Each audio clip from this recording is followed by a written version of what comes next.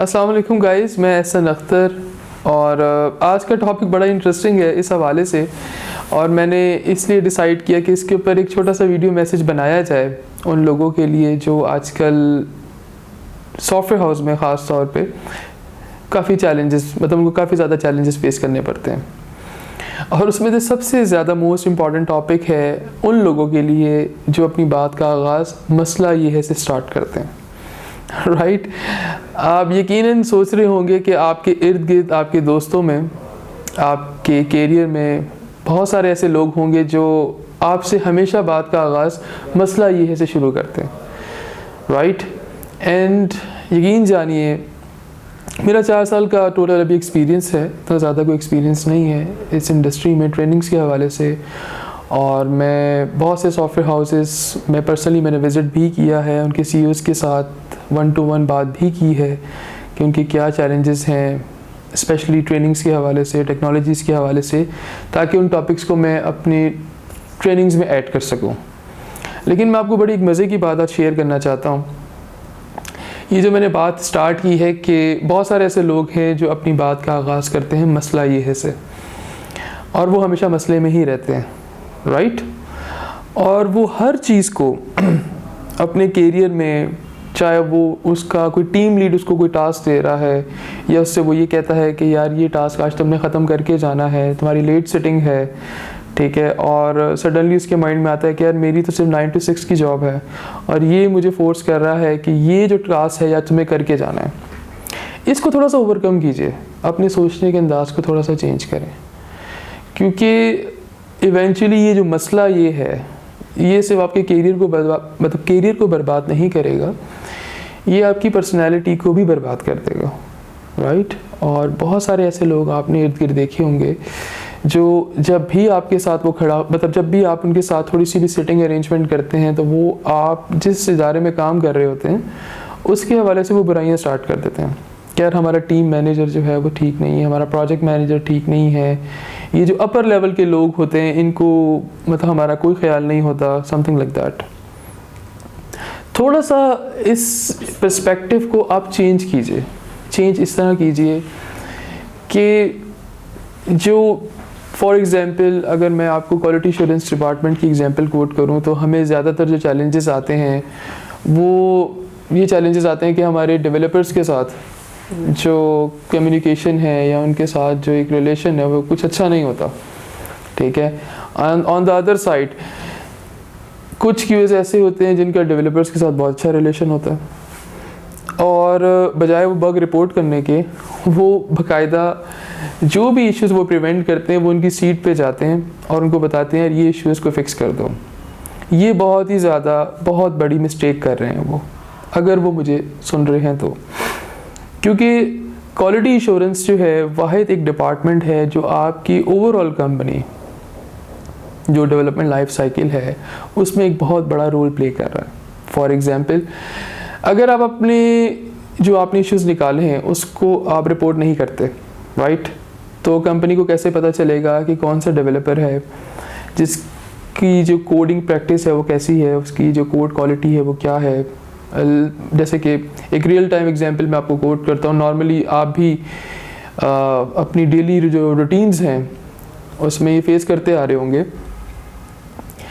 कि आपने जो है वो एक इशू प्रिवेंट किया और उसको डेवलपर को जाके बता दिया और इवेंचुअली जब आपकी जो बिल्ड है वो लाइफ पे गई तो वो इशू, मतलब क्लाइंट उस इशू को फेस करना शुरू हो गया। अब सबसे पहला ब्लेम आता है क्यूएस की तरफ कि क्यूए ने सही आइडेंटिफाई नहीं किया। ठीक है, और ये वही लोग हैं, मैं उनकी बात कर रहा हूँ, जो अपनी बात का आगाज़ करते हैं मसला ये है, just keep in mind. Right अब वो मसला ये है, जब उनसे पूछा जाता है तो वो अगेन सर मसला ये है कि मतलब मैंने जो टेस्ट केसेस लिखे थे या टेस्ट प्लान बनाया था उसमें तो ये चीज़ थी नहीं, समथिंग लाइक दैट। और on the back and side वो अपने डेवलपर के साथ इसका एक बड़ा अच्छा रिलेशन होता है कि यार तूने उस इशू को पोस्ट नहीं करना, ठीक है ना, मेरे पास ही आओ, मैं उसको तुम्हारे सामने फिक्स कर देता हूँ, मेरी स्क्रीन पे टेस्ट कर लो।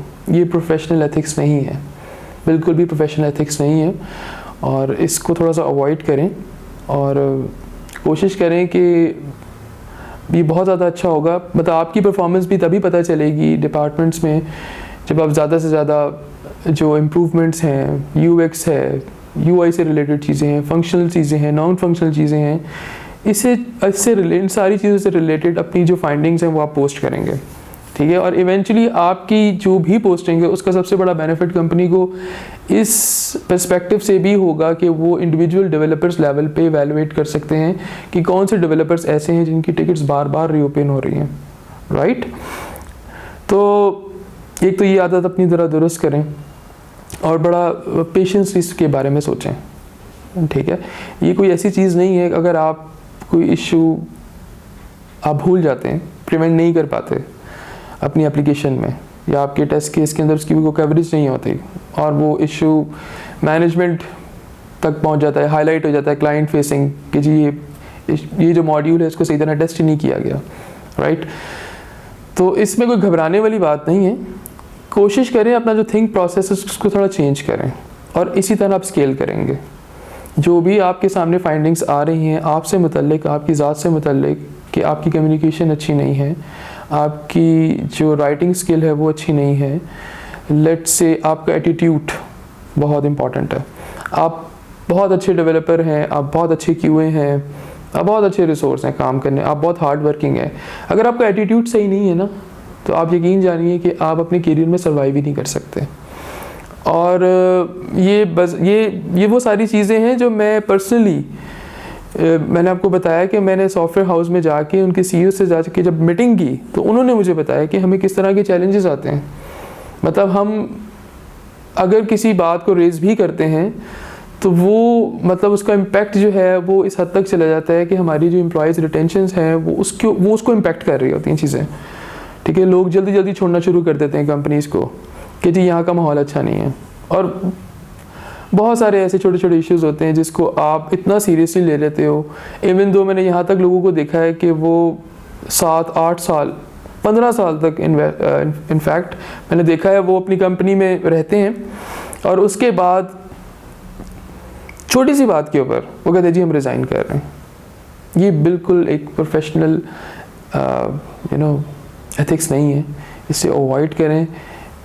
क्योंकि मतलब आपने जो आपका एक एटीट्यूड है, मतलब ज़रूरी नहीं है कि सारी चीज़ें ही ठीक हों, और ये भी ज़रूरी नहीं है कि आपके हमेशा कंपनी के जो हेड्स हैं वो ठीक हो और आप गलत हों, ठीक है। उनके लिए भी ये मैसेज है कि आप अपने एम्प्लॉयज़ को सुनें। अगर वो आपको कोई इश्यूज़ हाईलाइट कर रहे हैं तो कम से कम उस टाइम पे अगर आपके पास कोई सोल्यूशन नहीं है तो खामोश रहें, लेकिन उस चीज़ को मॉनिटर ज़रूर करें कि आपसे जो बात की जा रही है 1 दफ़ा 2 दफ़ा 3 दफ़ा सेम इशू के ऊपर आपसे बात की जा रही है, आपको हाईलाइट किया जा रहा है और आप इस चीज़ को कंसिडर ही नहीं कर रहे, तो ये आपका फॉल्ट है, राइट। तो कंपनीज़ में अगर एम्प्लॉयज़ हैं वो आपके लिए काम एक वैल्यू जनरेट कर रहे हैं तो आपको उनकी एफर्ट को कंसिडर करना चाहिए। एक चीज़ और बहुत इंपॉर्टेंट है जो मैंने रिसेंटली एक सॉफ्टवेयर हाउस में जाके देखी कि मैं जब उनके सॉफ्टवेयर हाउस में एंटर हुआ, मैं सॉफ्टवेयर हाउस का नाम नहीं लूँगा, और मोस्ट लाइकली ये इस तरह के जो चैलेंजेस हैं वो सॉफ्टवेयर हाउस में होते ही हैं, ठीक है। तो जब उनकी क्यूएस के साथ मेरी मीटिंग स्टार्ट हुई तो मैंने देखा जो असेसमेंट मेरी स्टार्ट हुई कि उनकी जो कम्युनिकेशन है वो किस तरह की है। और कम्युनिकेशन के लिए द बेस्ट वे है कि आप देखें कि कितना फोकस ओरिएंटेड है, जो बात उससे पूछी जा रही है वो बात वो उसी का आंसर कर रहा है या कोई और बात आपको बता रहा है, ठीक है। ये बहुत इंपॉर्टेंट है। तो आप अपने आप को ज़रा फोकस ओरिएंटेड रखें, ठीक है। देखिए आप अपने टीम मैनेजर को सुने वो आपको क्या कह रहा है, ठीक है। एक चीज़ और कि ऑटोमेशन की बहुत ज़्यादा बात होती है, लेकिन और इंटरव्यूज़ के अंदर भी ऑटोमेशन के हवाले से क्वेश्चंस किए जाते हैं, लेकिन इवेंचुअली जब आप हायर हो जाते हो तो अपॉइंट हो जाते हो उस कंपनी में तो आप देखते हो उसमें ऑटोमेशन नाम की कोई चीज़ नहीं है। तो आपके ज़हन में कहीं ना कहीं ये चीज़ आती है कि यार मतलब मैंने ऑटोमेशन की ट्रेनिंग ली या ऑटोमेशन के ऊपर टाइम लगाया और इवेंचुअली मुझे तो कोई वैल्यू ऐड करने का मौका ही नहीं मिल रहा। इसको थोड़ा रीथिंक करें, ठीक है। इसको इस तरह से लें कि देखिए वैल्यूज़ का मतलब ये नहीं है जहाँ आप बैठे हैं वहाँ वैल्यूज़ दे रहे हैं, ठीक है। ये जो कुछ कर रहे हैं आप अपने लिए कर रहे हैं। अगर आप कोई ट्रेनिंग करते हैं, कोई स्किल सेट ऐड करते हैं, कोई भी कोर्स करते हैं व्हाट्सोएवर, कंपनी को क्या कंसर्न होता है, कंपनी वैल्यूज़ को कैसे वैल्यूएट करती है कि हमारे जो प्रोजेक्ट है वो कितने सक्सेसफुल रहे हैं। और सक्सेसफुल की जो डेफिनेशन है वो ये है कि हमारा क्लाइंट कितना खुश है, राइट। आप क्या करते हैं, यूट्यूब से सीखते हैं, रिसर्च वर्क करते हैं, दिस इज समथिंग एल्स। जब आपको टास्क दिया जाता है, आप उस टास्क को कितनी प्रोडक्टिव तरीके से करते हैं, ये चीज़ बहुत ज़्यादा मैटर करती है। तो अपने अंदर एक हम्बलनेस लेकर आए, सुने कि सामने वाला आपको क्या कह रहा है। हर चीज़ को मसला है से कोट मत कीजिए कि मसला ये है और मसला वो है। मसला जो है वो तो आपके सामने है। कोशिश करें, अपनी आदत को चेंज करें कि सलूशन की तरफ ज़्यादा अपना रुझान करें, ठीक है। अगर आप टीम मीटिंग में हैं और उसमें रेट्रोस्पेक्टिव है, लेट्स से आप रेट्रोस्पेक्टिव करते हो अपनी किसी स्प्रिंट का, और उसमें रेट्रोस्पेक्टिव में आप ब्लेम गेम स्टार्ट कर देते हो कि सर मैंने तो ठीक किया। ऐसा बिल्कुल नहीं होता, कोई 100% नहीं होता। और एक अच्छे बंदे की पर्सनैलिटी में सबसे जो पहला एलिमेंट नोट किया जाता है वो ये नोट किया जाता है कि क्या वो अपनी गलती को मानता है। ये मैं आपको पर्सनली बता रहा हूँ। अगर आप अपनी गलती को मानना शुरू कर दें तो आप यकीन जानिए आपको पता भी नहीं चलेगा कि आपकी पर्सनैलिटी में क्या वैल्यूज़ ऐड हो रही हैं, राइट। सो ये बहुत इम्पॉर्टेंट है, इसको बिल्कुल संजीदगी से लीजिए। और ये एक वीडियो मैसेज बनाने का मकसद भी यही है कि जो लोग मुझे सुनते हैं, जो मोहब्बत करते हैं, जो चाहते हैं कि मीट एहसन जो है हमारी सोसाइटी में एक वैल्यू ऐड कर रहा है, तो मैं तो समझता हूँ कि मैं तो एक राई के बराबर, मतलब मेरी कंट्रीब्यूशन है, मेरी कोशिश ज़रूर है कि मैं आपको एक तो ये जो स्किल सेट है ऑटोमेशन के हवाले से, क्यूएस के हवाले से मैं आपको बताऊं ज़रूर, लेकिन साथ साथ जो डिसिप्लिन है इंडस्ट्री का, जिसमें आपको बहुत ज़्यादा चैलेंजेस हैं, ठीक है। स्टडीज़ के बाद आप देखते हैं जी जॉब हंटिंग, मेरे पास ऐसे लोग भी आते हैं जिनका क्यूए फील्ड से कोई लेना देना नहीं होता, टेलीकम्युनिकेशन से वो लोग होते हैं, और वो इवेंचुअली डिसाइड करते हैं कि जी हमें इस प्रोफेशन में जिसमें हमने 4 साल लगा के पूरी एजुकेशन हासिल की है, अब नाउ हम मूव होना चाहते हैं क्यूएस में, क्योंकि क्यूएस के हवाले से हमने देखा है कि बहुत ज़्यादा जॉब्स वगैरह पोस्ट हो रही हैं। ये बिल्कुल एक गलत माइंडसेट है, ठीक है। बेहतर ये है कि आप अपना इंटरेस्ट फाइंड आउट करें कि आपका इंटरेस्ट क्या है, पहला स्टेप। देन उसके ऊपर टाइम इन्वेस्ट करें, ठीक है। और ये गलती तो कभी ना कीजिए, ये मैं एक सॉफ्टवेयर इंडस्ट्री के लोगों की बात कर रहा हूँ, कि वो काम स्टार्ट करने से पहले शोर करते हैं, वो काम स्टार्ट करने से पहले शोर करते हैं कि जी ये चीज़ मुझे आ गई है, और उससे एक एक्सपेक्टेशन डेवलप होती है, राइट। और इवेंचुअली जब आपको उस टेक्नोलॉजी से रिलेटेड कोई प्रोडक्टिव टास्क दिया जाता है तो आप कहते हैं ये मुझे नहीं आता, ठीक है। इसको थोड़ा रीथिंक करें, उसको आसान करें, अपने सोचने के अंदाज को थोड़ा आसान करें। अगर आपसे कोई एक्सपेक्टेशन है, कोई आपको काम दिया जाता है, टीम मीटिंग में आपको कोई काम दिया जाता है और आप फ़ौरन कहते हैं जी मैं कर लूँगा, ऐसा बिल्कुल ना कीजिए। आप इवैल्यूएट करें उस काम को और आप देखें क्या ऐसा तो नहीं कि आपको इसके ऊपर किसी ट्रेनिंग की ज़रूरत है, काउंसलिंग की ज़रूरत है, या कुछ ऐसे प्री रिक्विजिट्स हैं जिनकी आपको ज़रूरत है, ठीक है। ज़रूर बात करें इसके ऊपर, हाईलाइट करें अपने प्रॉब्लम्स को और बताएं कि सर मैं 20% जो है वो ये काम अच्छा जानता हूँ, लेकिन ये जो 80% है इसके लिए मुझे थोड़ा सा टाइम चाहिए। कभी मत इस तरह कीजिए कि आप किसी के भी काम को, मतलब आप यस इस वजह से कहते हैं कि एक अच्छा इम्पैक्ट पड़ेगा, और वो इवेंचुअली जब आपके पास काम आता है तो उस काम को करते करते करते मतलब इतने ज़्यादा मसाइल खड़े हो जाते हैं कि वो जो ऑब्जेक्टिव है उससे हटके वो रिसोर्स की तरफ आ जाते हैं कि यार तुम्हारी जो कमिटमेंट है वो इतनी अच्छी नहीं है। ये बेसिक एथिक्स हैं। अगर काम आता है तो कमिट करें, जितना भी आता है वो कमिट करें। अगर बिल्कुल नहीं आता तो कहें ये चीज़ मुझे नहीं आती, राइट। क्योंकि जब आप टाइमलाइन देते हो तो वही टाइमलाइन वो आगे क्लाइंट्स को भी कोट करते हैं। अगर आपकी टाइमलाइन जो है वो somehow due to whatever reason extend हो जाती है आपकी अपनी गलती की वजह से, तो उसका पूरा इम्पैक्ट पूरे प्रोजेक्ट की टाइमलाइन के ऊपर पड़ता है, ठीक है। तो थोड़ा सा कूल डाउन होके अपने आप को रीवैल्यूएट करें और सोचें कि क्या मैं अपनी कंपनी के किस प्रोजेक्ट में क्या वैल्यू ऐड कर सकता हूँ, और उसको किसी को बताने से पहले खामोशी से मैं आपको रिकमेंड करता हूँ कि कम से कम 1 महीना तो आप बिल्कुल साइलेंटली खामोश अपने किसी दोस्त को या किसी अपने जो आसपास जो लोग बैठे किसी को मत बताएं कि मैं किस टेक्नोलॉजी पे काम करने लगा हूँ या करने जा रहा हूँ। आप खामोशी से कोशिश करें और रीवैल्यूएट करें। कहीं ऐसा तो नहीं है कि आप क्वालिटी एश्योरेंस इंजीनियर हैं और आप जो है वो based on interest software house में बैठ के आप डिज़ाइनिंग का काम कर रहे हैं या HTML का काम कर रहे हैं, ऐसा बिल्कुल नहीं होना चाहिए। आप QA हैं, QA से रिलेटेड जो टेक्नोलॉजीज़ हैं उनको देखें।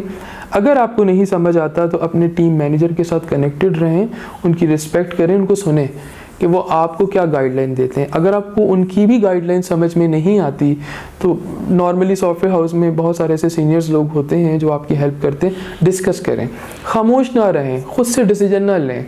अगर आपको नहीं पता तो पूछें ज़रूर। तो आई एम श्योर ये मेरा एक छोटा सा पॉइंट ऑफ व्यू आपको अच्छा लगा होगा, और इसमें बहुत सारे ऐसे केसेस हैं जो आप ज़रूर अगर आप वीडियो देखेंगे तो आपको समझ में आएंगे कि अगर हम अपनी लाइफ को क्यों मुश्किल में डाल रहे हैं ये सारा कुछ करके, राइट। आप जब कहते हैं यार मसला ये है, तो आप मसले में आप खुद हैं, वो नहीं है। अगर आप बात करें कि मसला तो ये है लेकिन इसके सोल्यूशन के बारे में मुझे सोचना चाहिए, तो आप यकीन जानिए, एक्सपेरिमेंट करके देखिए इसको, आपको ज़रूर बेनिफिट होगा इंशाल्लाह। इस वीडियो के बारे में आपके क्या कमेंट्स हैं, आप क्या राय रखते हैं, आपको क्या चैलेंजेस हैं, ज़रूर शेयर कीजिएगा। मैं कोशिश करूंगा कि आपके कमेंट्स के ऊपर, वैसे मेरी कोशिश यही रहती है कि आपके कमेंट्स के ऊपर मैं ज़रूर आंसर करूं और करता भी हूं, लेकिन आपके फीडबैक से कम मेरे पास एक केस स्टडीज़ आ जाएंगी, ठीक है, कि ये जो मैं बात कर रहा हूँ, ये जो मैं वीडियोस बना रहा हूँ आपके लिए, छोटी मोटी मैं एफर्ट कर रहा हूँ, ये क्या वैल्यू ऐड कर रहे हैं, ठीक है। So thank you so much. इंशाल्लाह मुलाकात होगी संडे को। संडे का एक सेशन है मेरा जो कि बुकिंग एप्लीकेशन के ऊपर ऑटोमेशन है, लेकिन अनफॉर्चुनेटली जो है मुझे फेसबुक ने जो है वो उसके ऊपर बैन कर दिया है। कुछ इस तरह के 2 अहबाब हैं जिन्होंने रिपोर्ट किया है और आई डोंट नो वो क्यों रिपोर्ट किया है। तो 13 के बाद जो है वो मेरा जो स्टेटस है वो ओपन होगा, तो ज़रूर आप कोशिश कीजिएगा उसको एक दफ़ा ज़रूर देखें, क्योंकि उसमें कंप्लीट एप्लीकेशन के बारे में मैंने बात करनी है। So thank you so much.